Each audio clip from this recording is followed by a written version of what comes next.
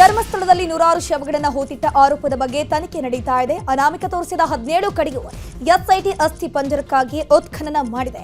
ಈ ಮಧ್ಯೆ ಬಿಜೆಪಿಯ ನಾಯಕರು ಧರ್ಮಸ್ಥಳ ಚಲೋ ಮಾಡಿದ್ದು ಬಿವೈ ವಿಜೇಂದ್ರ ನೇತೃತ್ವದಲ್ಲಿ ಮಂಜುನಾಥನ ಸ್ವಾಮಿಗೆ ವಿಶೇಷ ಪೂಜೆ ಸಲ್ಲಿಕೆ ಮಾಡಿದ್ರು. ಛಲವಾದಿ ನಾರಾಯಣ ಸ್ವಾಮಿ ಸೇರಿದಂತೆ ಬಿಜೆಪಿಯ ಹಲವು ನಾಯಕರು ಪೂಜೆಯಲ್ಲಿ ಭಾಗಿಯಾಗಿದ್ರು.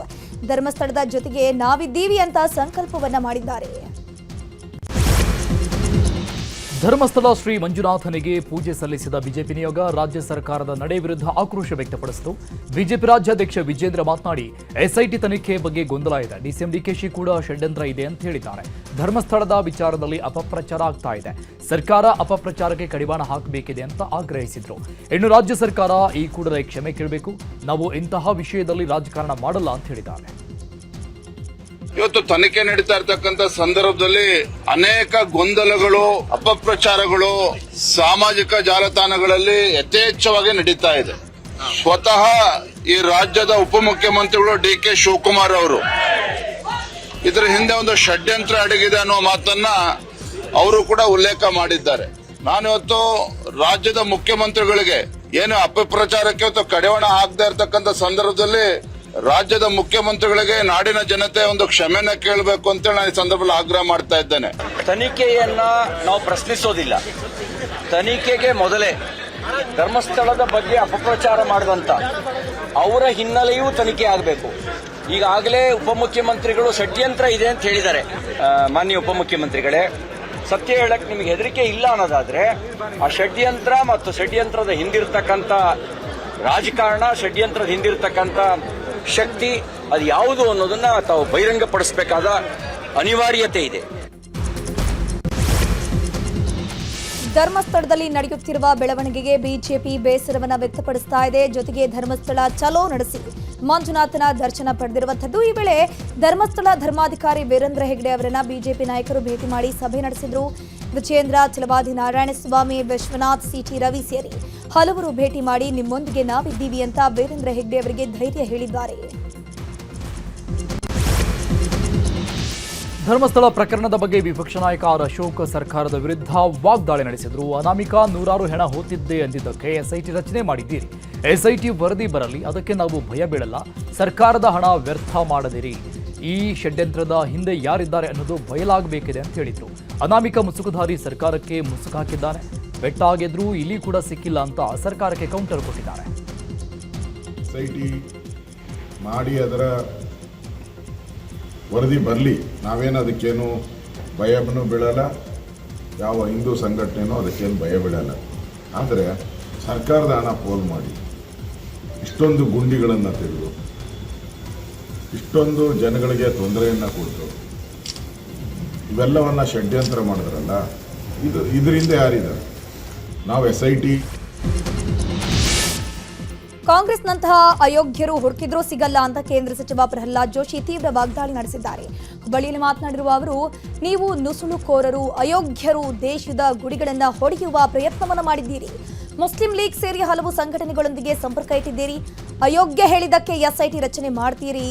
ಇನ್ನು ಷಡ್ಯಂತ್ರ ಅಂತ ಡಿ.ಕೆ. ಶಿವಕುಮಾರ್ ಹೇಳಿದ್ದಾರೆ. 2 ದೋಣಿಗಳ ಮಧ್ಯೆ ಕಾಲಿಟ್ಟು ಹೋಗುವ ಕೆಲಸವನ್ನು ಮಾಡ್ತಿದ್ದಾರೆ ಅಂತ ಆಕ್ರೋಶವನ್ನು ವ್ಯಕ್ತಪಡಿಸಿದ್ದಾರೆ. ನೀವು ನಮ್ಮ ದೇಶದ ವಿವಿಧ ಗುಡಿ ಗುಂಡಾರಗಳ ದುಡ್ಡನ್ನು ಹೊಡೆಯುವ ಪ್ರಯತ್ನವನ್ನು ಮಾಡಿದ್ದೀರಿ. ಯಾವನೋ ಒಬ್ಬ ಅಯೋಗ್ಯ ಬಂದು ಕೊಟ್ಟ ಅಂದ್ರೆ ಅದಕ್ಕೆ ಒಂದು ಎಸ್ಐಟಿ ರಚನೆ ಮಾಡೋದು, ಇಲ್ಲ 164 ಕೊಟ್ಟನಂತ ಅನ್ನೋದು. ಆ ಬಾಹುಬಲಿ ಬೆಟ್ಟ ತೆಗೆದ ನಾಚಿಗೆ ಬರೋದಿಲ್ಲ ನಿಮಗೆ. ಯಾರ ಬಗ್ಗೆ ಮಾತಾಡ್ತಾ ಇದ್ದೀರಿ ನೀವು? ಇಲ್ಲಿ ಏನಾಗ್ಯದ, ಎರಡೂ ಕಡೆ ಎರಡು ದಂಡದ ದಡಿಯ ಮೇಲೆ ಕಾಲಿಟ್ಟು ಹೋಗುವಂಥ ಪ್ರಯತ್ನವನ್ನು ಡಿ.ಕೆ. ಶಿವಕುಮಾರ್ ಮಾಡ್ತಾ ಇದ್ದಾರೆ.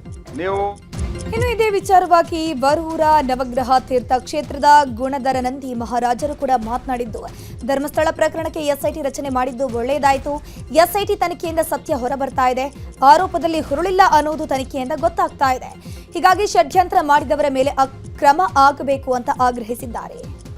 ಧರ್ಮಸ್ಥಳ ವಿಚಾರಪಟ್ಟ ಸಂಬಂಧಿತ ಎಸ್ಐಟಿ ರಚನೆ ಮಾಡಿದ್ರು ಅದು ಭಾಳ ಒಳ್ಳೆಯದು, ತುಂಬ ಸಂತೋಷದಾಯಕ ಐತಿ.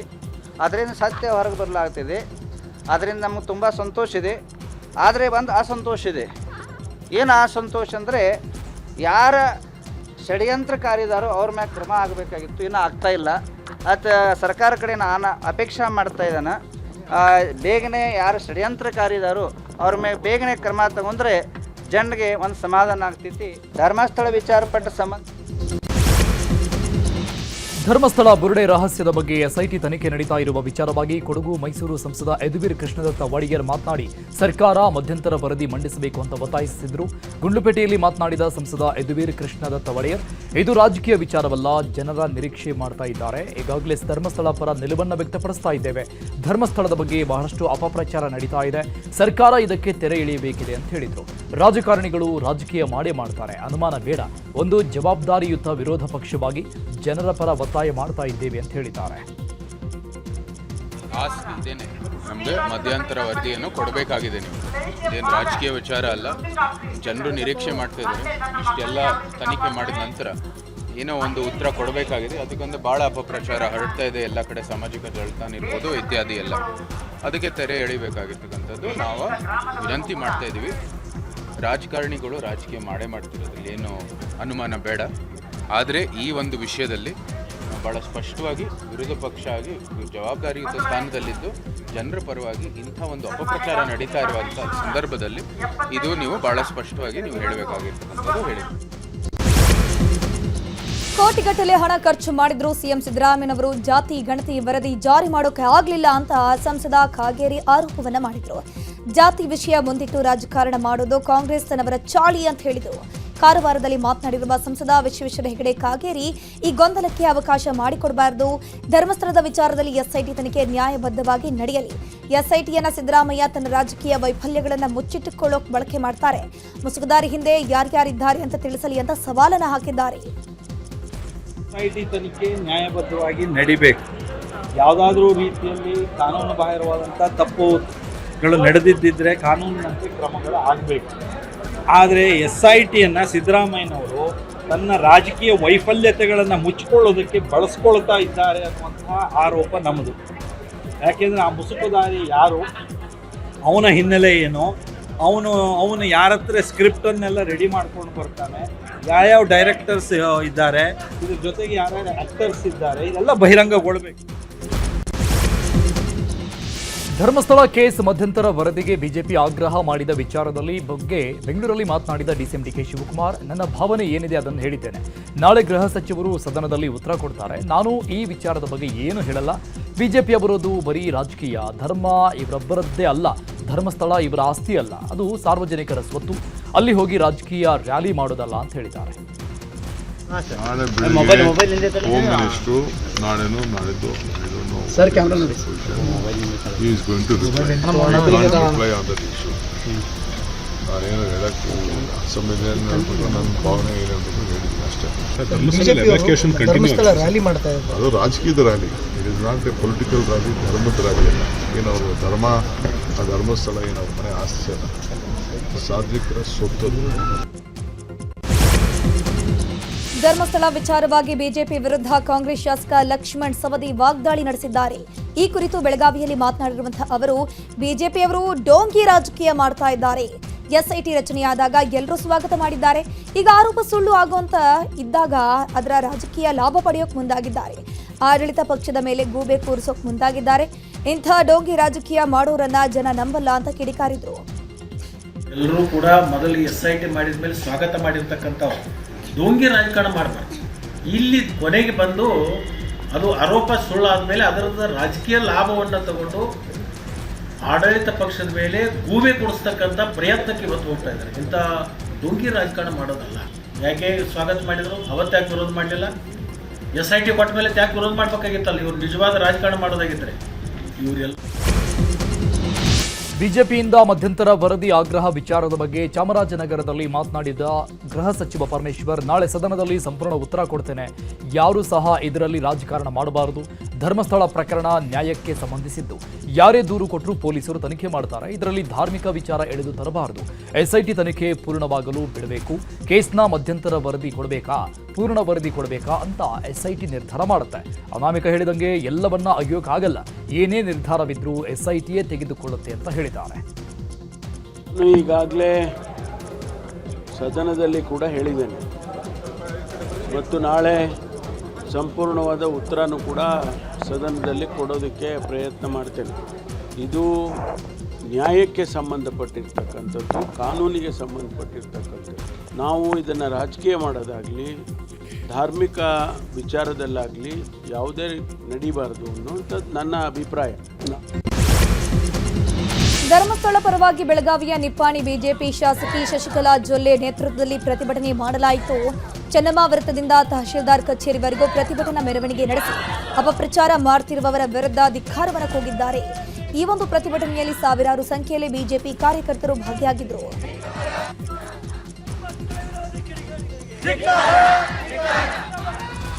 तर त्याला परिवर्तन करणं ಧರ್ಮಸ್ಥಳ ಪ್ರಕರಣದ ಎಸ್ಐಟಿ ತನಿಖೆ ತೀವ್ರಗೊಂಡಿದೆ. ಒಂದೆಡೆ ಬುರುಡೆಗಳ ಉತ್ಖನನ ಕಾರ್ಯ ನಡೀತಾ ಇದ್ರೆ ಮತ್ತೊಂದು ಕಡೆ ಸುಜಾತಾ ಭಟ್ ಮಗಳು ಅನನ್ಯ ಭಟ್ ನಾಪತ್ತೆ ಪ್ರಕರಣ ದೊಡ್ಡ ಮಟ್ಟದಲ್ಲಿ ಸದ್ದು ಮಾಡ್ತಾ ಇದೆ. ಸುಜಾತಾ ಭಟ್ ಮಾಡಿದ ಆರೋಪ ದೂರಿಗೆ ಸಂಬಂಧಿಸಿ ಪ್ರಮುಖವಾಗಿ ಅನನ್ಯ ಭಟ್ ಫೋಟೋ ಎಲ್ಲಿ ಅನ್ನೋ ಪ್ರಶ್ನೆ ಎದ್ದಿತ್ತು. ಇದೀಗ ತಾಯಿ ಸುಜಾತಾ ಭಟ್ ಹಾಗೂ ಅವರ ವಕೀಲ ಮಂಜುನಾಥ್ ಫೋಟೋವೊಂದನ್ನು ಬಿಡುಗಡೆ ಮಾಡಿದ್ದಾರೆ. ಈ ಫೋಟೋ ತಮ್ಮ ಮಗಳು ಅನನ್ಯ ಭಟ್ ಅವರದ್ದು ಅಂತ ಸುಜಾತಾ ಭಟ್ ಹೇಳಿದ್ದಾರೆ.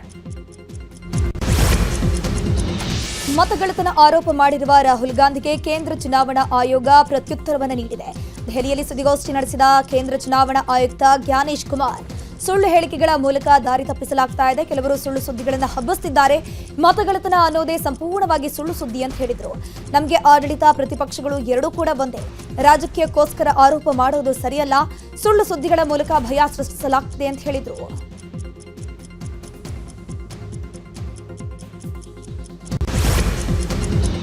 ಕೆಎನ್ ರಾಜಣ್ಣ ಸಚಿವ ಸ್ಥಾನದಿಂದ ವಜಾ ವಿಚಾರವಾಗಿ ಕೇಂದ್ರ ಸಚಿವ ಬಿ ಸೋಮಣ್ಣ ಮಾತನಾಡಿ, ಒಬ್ಬ ಅನುಭವಿ ರಾಜಕಾರಣಿ, ಎಲ್ಲವನ್ನೂ ಅವರೇ ಸವಿಸ್ತಾರವಾಗಿ ಹೇಳ್ತೀನಿ ಅಂತ ಹೇಳ್ತಾನೂ ಇದ್ದಾರೆ. ಒಂದು ಕಾಲಚಕ್ರ, ಕಾಲಕ್ಕೆ ಏನಾಗಬೇಕು ಅದು ಆಯ್ತದೆ, ಯಾವ ಕಾಲಕ್ಕೆ ಏನು ಆಗಬೇಕು ಅದು ಆಗುತ್ತೆ. ಧರ್ಮಸ್ಥಳದ ವಿರುದ್ಧ ಅಪಪ್ರಚಾರ ವಿಚಾರ ಅನ್ನೋದು ನಿಮಗೆ ಗೊತ್ತಿದೆ. ಈ ಮಟ್ಟಕ್ಕೆ ಸರ್ಕಾರ ಇನ್ನೂ ಅದನ್ನು ಅಮೀನಾಮೀಷ ಮಾಡಿ ಅನಾವಶ್ಯಕವಾಗಿ ಏನಾದರೂ ಗೊಂದಲ ಸೃಷ್ಟಿಯಾದರೆ ನಾಳೆ ಸರ್ಕಾರವೇ ಹೆಚ್ಚು ಉತ್ತರ ಕೊಡಬೇಕಾಗುತ್ತೆ. ಈ ದೇಶ ನಡೆದು ಬಂದ ಸಂಪ್ರದಾಯ. ಧರ್ಮಸ್ಥಳ ಕೇವಲ ಕರ್ನಾಟಕಕ್ಕೆ ಮಾತ್ರ ಅಲ್ಲ, ಇಡೀ ದಕ್ಷಿಣ ಭಾರತಕ್ಕೆ ಅಲ್ಲ, ವಿಶ್ವದ ಭೂಪಟದಲ್ಲಿ ತನ್ನದೇ ಆದಂತಹ ಒಂದು ಭಕ್ತಿ ಭಾವನೆಗಳಿಗೆ ಹೆಸರನ್ನು ಗಳಿಸಿರುವಂತಹ ಸ್ಥಳ ಅಂತ ಹೇಳಿದ್ದಾರೆ. ಎಲ್ಲವನ್ನೂ ಕೂಡ ಅವರೇ ಸವಿಸ್ತಾರವಾಗಿ ಹೇಳ್ತೀನಿ ಅಂತ ಹೇಳಿದ್ದಾರೆ, ಹೇಳ್ತಾನೂ ಇದ್ದಾರೆ. ಒಂದು ಕಾಲಚಕ್ರ, ಯಾವ್ಯಾವ ಕಾಲಕ್ಕೆ ಏನಾಯ್ತದೆ ಅದು ಆಯ್ತದೆ, ತಲೆ ಕೆಡಿಸ್ಕೋಬೇಡ. ಸರ್ಕಾರ ಇನ್ನೂ ಕೂಡ ಅದನ್ನು ಮೀನಾಮೇಷ ಮಾಡಿ ಅನಾವಶ್ಯಕವಾಗಿ ಗೊಂದಲ ಏನಾದರೂ ಸೃಷ್ಟಿ ಆದರೆ ನಾಳೆ ಸರ್ಕಾರನೇ ಇದಕ್ಕೆ ಉತ್ತರ ಕೊಡಬೇಕಾಗ್ತದೆ. ಈ ದೇಶ ನಡೆದು ಬಂದ ಸತ್ಸಂಪ್ರದಾಯ, ಧರ್ಮಸ್ಥಳ ಕೇವಲ ಕರ್ನಾಟಕಕ್ಕೆ ಅಲ್ಲ, ದಕ್ಷಿಣ ಭಾರತಕ್ಕೆ ಅಲ್ಲ, ವಿಶ್ವದ ಭೂಪಟದಲ್ಲಿ ತನ್ನದೇ ಆದಂಥ ಒಂದು ಭಕ್ತಿ ಭಾವನೆಗಳಿಗೆ ಹೆಸರನ್ನು ಗಳಿಸಿರ್ತಕ್ಕಂಥ ಸ್ಥಳ.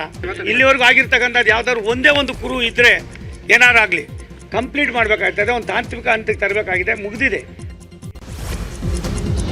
ದಾವಣಗೆರೆಯ ಚನ್ನಗಿರಿ ಶಾಸಕ ಬಸವರಾಜ ಶಿವಗಂಗಾಗೆ ಕೆಪಿಸಿಸಿಯಿಂದ ನೋಟಿಸ್ ಅನ್ನು ಜಾರಿ ಮಾಡಲಾಗಿದೆ. ಸಿಎಂ ಬದಲಾವಣೆ ವಿಚಾರವಾಗಿ ಮಾತನಾಡಿದ್ದಕ್ಕೆ ಕೆಪಿಸಿಸಿ ಶಿಸ್ತು ಪಾಲನಾ ಸಮಿತಿ ನೋಟಿಸ್ ಅನ್ನು ಜಾರಿ ಮಾಡಿರುವಂತದ್ದು.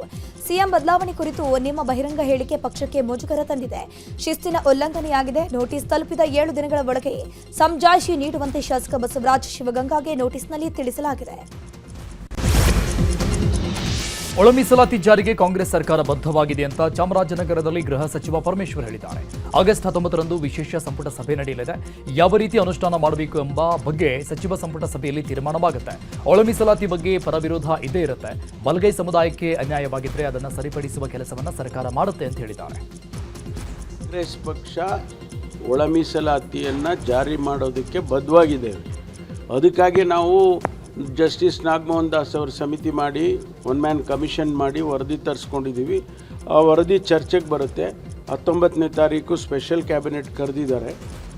ಅಲ್ಲಿ ತೀರ್ಮಾನ ಮಾಡ್ತೀವಿ ಯಾವ ರೀತಿ ಅದನ್ನು ಅನುಷ್ಠಾನ ಮಾಡಬೇಕು ಅಂತ. ಯಾರು ಪರ ವಿರೋಧ ಮಾಡೋರು ಮಾಡೇ ಮಾಡ್ತಾರೆ. ಅನ್ಯಾಯ ಅಂತ ಆದಾಗ ಅನ್ಯಾಯ ಅಂತೇಳಿ ಹೇಳೋದ್ರಲ್ಲಿ ತಪ್ಪೇನಿದೆ. ಹಿಂದೂ ಯುವಕರು ಮುಸ್ಲಿಂ ಯುವತಿಯರನ್ನ ಪ್ರೀತಿಸಿ ಮದುವೆಯಾದರೆ 5 ಲಕ್ಷ ಕೊಡ್ತೀನಿ ಅಂತ ಶಾಸಕ ಬಸನಗೌಡ ಯತ್ನಾಳ್ ಹೇಳಿದ್ರು. ಈ ಹೇಳಿಕೆ ಖಂಡಿಸಿ ವಿಜಯಪುರದಲ್ಲಿ ಯತ್ನಾಳ್ ಕಾರು ಅಡ್ಡಗಟ್ಟಿ ಮುಸ್ಲಿಂ ಯುವಕರು ಕಪ್ಪು ಪಟ್ಟೆಯನ್ನು ಪ್ರದರ್ಶಿಸಿದ್ದಾರೆ. ಅಲಮೇಲ ಪಟ್ಟಣದಲ್ಲಿ ಈ ಒಂದು ಘಟನೆ ನಡೆದಿರುವಂತದ್ದು. ಕಾರ್ಯಕ್ರಮವೊಂದರಲ್ಲಿ ಯತ್ನಾಳ್ ಭಾಗವಹಿಸಿದಾಗ ಕಾರನ್ನು ತಡೆದು ಓರ್ವ ಯುವಕ ಕಪ್ಪು ಬಟ್ಟೆಯನ್ನು ಪ್ರದರ್ಶಿಸಿದ್ದಾನೆ. ಈ ವೇಳೆ ಯುವಕನಿಗೆ ಸ್ಥಳೀಯರು ಹಾಗೂ ಪೊಲೀಸರು ಥಳಿಸಿದ್ರು. ಬಳಿಕ ಯುವಕನನ್ನ ಪೊಲೀಸರು ವಶಕ್ಕೆ ಪಡ್ಕೊಂಡಿದ್ದಾರೆ.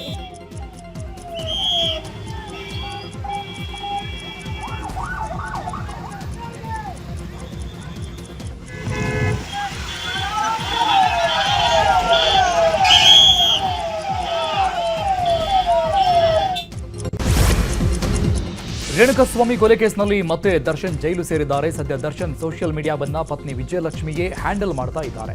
ಈ ಬಗ್ಗೆ ಪತ್ನಿ ವಿಜಯಲಕ್ಷ್ಮಿ ಮಾಹಿತಿ ಕೊಟ್ಟಿದ್ದಾರೆ. ಜೈಲಿಂದ ದರ್ಶನ್ ವಾಪಸ್ ಬರೋವರೆಗೂ ನಾನೇ ಹ್ಯಾಂಡಲ್ ಮಾಡ್ತೀನಿ ಅಂತ ವಿಜಯಲಕ್ಷ್ಮಿ ಪೋಸ್ಟ್ ಹಾಕಿದ್ದು, ನಿಮ್ಮ ಪ್ರೀತಿ, ಪ್ರಾರ್ಥನೆ, ಅಭಿಮಾನ ಹೀಗೆ ಇರಲಿ ಅಂತ ಹೇಳ್ಕೊಂಡಿದ್ದಾರೆ. ದರ್ಶನ್ ಅಭಿಮಾನಿಗಳಿಂದ ಬ್ಯಾಡ್ ಕಮೆಂಟ್ಸ್ ಬಗ್ಗೆ ಪ್ರತಿಕ್ರಿಯಿಸಿರುವಂತಹ ನಟಿ ರಮ್ಯಾ, ಈಗ ಬ್ಯಾಡ್ ಕಮೆಂಟ್ಸ್ ಬರ್ತಾ ಇಲ್ಲ, ಎಷ್ಟೋ ಜನ ಫೋನ್ ಸ್ವಿಚ್ ಆಫ್ ಮಾಡಿ ಮನೆ ಬಿಟ್ಟಿದ್ದಾರೆ ಅಂತ ಹೇಳಿದ್ರು. ಇನ್ನು ಕೊಲೆ ಕೇಸ್ನಲ್ಲಿ ನಟ ದರ್ಶನ್ ಜೈಲು ಸೇರಿರೋದ್ರ ಬಗ್ಗೆಯೂ ರಮ್ಯಾ ಮಾತನಾಡಿ, ದರ್ಶನ್ ಲೈಟ್ ಬಾಯ್ ಆಗಿ ಬಂದು ಕಷ್ಟಪಟ್ಟು ಈ ಹಂತಕ್ಕೆ ಬಂದಿದ್ರು. ದರ್ಶನ್ ತಾನಾಗಿಯೇ ಜೀವನ ಹಾಳು ಮಾಡಿಕೊಂಡ್ರು. ಸುಪ್ರೀಂ ಕೋರ್ಟ್ ತೀರ್ಪನ್ನು ನಾನು ಸ್ವಾಗತ ಮಾಡ್ತೀನಿ ಅಂತ ಹೇಳಿದ್ದಾರೆ. ಇನ್ನು ಪತ್ನಿ Vijayalakshmi Darshan social media handle ಮಾಡ್ತಿರೋದನ್ನ ಕೂಡ ಸ್ವಾಗತಿಸಿದ್ದಾರೆ.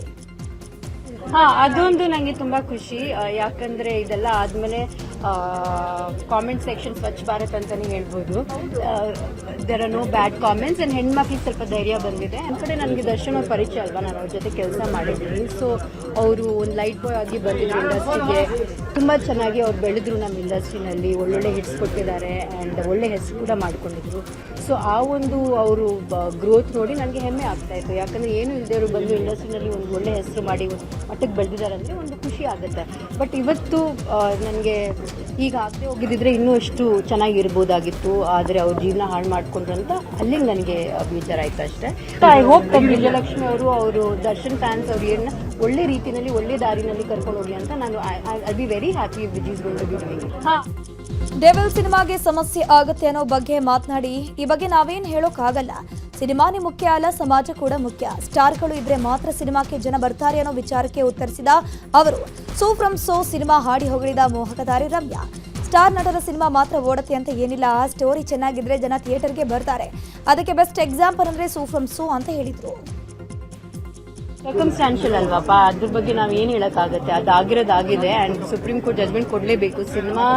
ಸಿನಿಮಾನೇ ಮುಖ್ಯ ಅಂತ ಅಲ್ಲ, ಸಮಾಜದ ಬಗ್ಗೆ ನಾವು ಯೋಚನೆ ಮಾಡಬೇಕು, ದಟ್ ಈಸ್ ಇಂಪಾರ್ಟೆಂಟ್. ಅದು ಮೆಟ್ರೋ ಪ್ರಯಾಣಿಕರಿಗೆ ಗುಡ್ ನ್ಯೂಸ್ ಕೊಟ್ಟಿದೆ. ತಮ್ಮೂರಿನಿಂದ ಬೆಂಗಳೂರಿಗೆ ಬರುವವರಿಗೆ ಬೆಳಗ್ಗೆ ಮೆಟ್ರೋ ಸೇವೆ ಒದಗಿಸಲಾಗಿದೆ. ಸೋಮವಾರ ಆಗಸ್ಟ್ 18ರಂದು ಯೆಲ್ಲೋ ಲೈನ್ ಬೆಳಗ್ಗೆ 5ಕ್ಕೆ ಮೆಟ್ರೋ ಸೇವೆ ಸಿಗಲಿದೆ. ಮೊದಲ ಮೆಟ್ರೋ ಆರ್ವಿ ರಸ್ತೆಯಿಂದ ಬೊಮ್ಮಸಂದ್ರದವರೆಗೆ ಸೇವೆ ಸಿಗ್ತಾ ಇದ್ದು, ಮಂಗಳವಾರದಿಂದ ಎಂದಿನಂತೆ ಬೆಳಗ್ಗೆ 6:30ರಿಂದ ಮೆಟ್ರೋ ಸೇವೆ ಆರಂಭ ಆಗಲಿದೆ. ಅದೇ ರೀತಿ ನೇರಳೆ ಹಸಿರು ಮಾರ್ಗ ಮೆಟ್ರೋ ಸೋಮವಾರ ಬೆಳಗ್ಗೆ 4:15ರಿಂದಲೇ ಸೇವೆ ಲಭ್ಯವಾಗಲಿದೆ. ಚಿಕ್ಕಮಗಳೂರಲ್ಲಿ ಭಾರಿ ಮಳೆ ಆಗ್ತಾ ಇದೆ. ಈ ಹಿನ್ನೆಲೆಯಲ್ಲಿ ಕೊಪ್ಪ ತಾಲೂಕಿನಲ್ಲಿರುವ ಕುದುರೆಗುಂಡಿ, ಕಾನೂರು, ಕಟ್ಟಿಮನೆಗೆ ಸಂಪರ್ಕ ಕಲ್ಪಿಸುವ ರಸ್ತೆ ಜಲಾವೃತ ಆಗಿದೆ. ಬಸರಿಕಟ್ಟೆ ರಸ್ತೆಯಲ್ಲಿ ನದಿಯಂತೆ ಮಳೆ ನೀರು ಹರಿತಾ ಇದೆ. ಜನಜೀವನ ಅಸ್ತವ್ಯಸ್ತಗೊಂಡಿದೆ.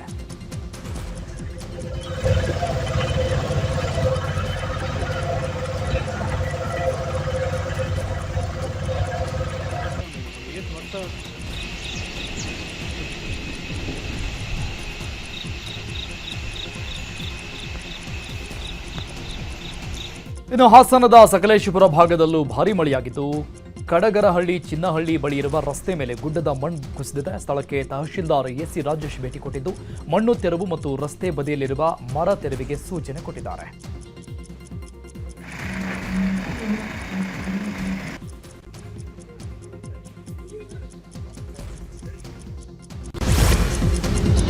ಕಾವೇರಿ ಜಲಾನಯನ ಪ್ರದೇಶದಲ್ಲಿ ಮತ್ತೆ ವ್ಯಾಪಕವಾಗಿ ಮಳೆಯಾಗುತ್ತಿರುವ ಹಿನ್ನೆಲೆಯಲ್ಲಿ ಕೆಆರ್ಎಸ್ ಡ್ಯಾಂ ಒಳಹರಿವಿನ ಪ್ರಮಾಣ ಹೆಚ್ಚಳವಾಗಿದೆ.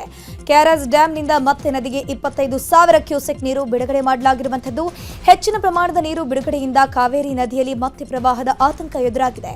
ಕಾವೇರಿ ನೀರಾವರಿ ನಿಗಮದಿಂದ ಜನರಿಗೆ ಪ್ರವಾಹದ ಎಚ್ಚರಿಕೆ ನೀಡಿದ್ದು, ಜನರಿಗೆ 50,000 ಕ್ಯೂಸೆಕ್ ನೀರು ಬಿಡುಗಡೆಗೆ ಬಗ್ಗೆ ಪ್ರಕಟಣೆ ಹೊರಡಿಸಿ ನದಿ ಪಾತ್ರದ ಜನರು ಜಾನುವಾರುಗಳೊಂದಿಗೆ ಸುರಕ್ಷಿತ ಸ್ಥಳಕ್ಕೆ ತೆರಳೋಕೆ ಸೂಚನೆ ಕೊಡಲಾಗಿದೆ. ಹಿಮಾಚಲ ಪ್ರದೇಶದ ಹಲವು ಕಡೆ ಭಾರಿ ಮಳೆಯಾಗಿದ್ದು, ಜನಜೀವನ ಅಸ್ತವ್ಯಸ್ತವಾಗಿದೆ.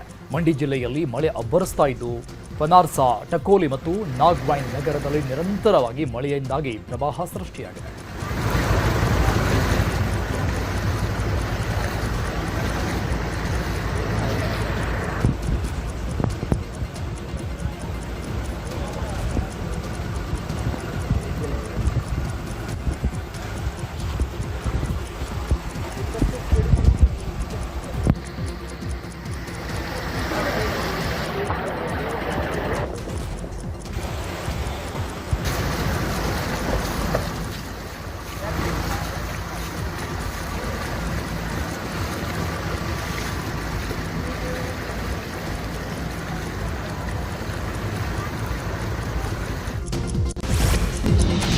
ನಾಯಿಗಳ ಹಾವಳಿ ವಿಚಾರವಾಗಿ ಸುಪ್ರೀಂ ಕೋರ್ಟ್ ನೀಡಿದ ಆದೇಶದ ಬೆನ್ನಲ್ಲೇ ಹಿಮಾಚಲ ಪ್ರದೇಶದ ಶಿಮ್ಲಾ ಮುನ್ಸಿಪಲ್ ಕಾರ್ಪೊರೇಷನ್ ಹೊಸ ಅಭಿಯಾನವೊಂದನ್ನು ಶುರು ಮಾಡಿದೆ. ನಗರದಲ್ಲಿರುವ ಎಲ್ಲ ಬೀದಿ ನಾಯಿಗಳಿಗೆ QR ಮತ್ತು GPS ಅಳವಡಿಕೆ ಮಾಡಲಾಗ್ತಾ ಇದೆ.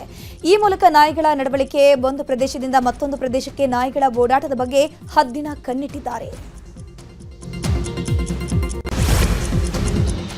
ಮಲಯಾಳಂ ಹೊಸ ವರ್ಷವಾದ ಮೊದಲ ತಿಂಗಳ ಚಿಂಗಾಮ್ನ ಮಲಯಾಳಿಗಳು ಅದ್ದೂರಿಯಾಗಿ ಸ್ವಾಗತಿಸಿದ್ದಾರೆ. ಈ ಹಿನ್ನೆಲೆಯಲ್ಲಿ ಕೇರಳದ ತಿರುವನಂತಪುರಂನಲ್ಲಿ ಪದ್ಮನಾಭ ದೇಗುಲದಲ್ಲಿ ಭಕ್ತರ ದಂಡೆ ಹರಿದು ಬಂದಿದೆ. ದೇಗುಲದಲ್ಲಿ ದೇವರಿಗೆ ವಿಶೇಷ ಅಲಂಕಾರ ಮಾಡಿ ಪೂಜೆ ಪುನಸ್ಕಾರ ಮಾಡಲಾಗಿದೆ. ಸಾವಿರಾರು ಭಕ್ತರು ದೇವರ ದರ್ಶನ ಪಡೆದುಕೊಂಡಿದ್ದಾರೆ. ಪೋರ್ಚುಗಲ್ನಲ್ಲಿ ಭೀಕರ ಕಾಡ್ಗಿಚ್ಚು ಎದ್ದಿದೆ.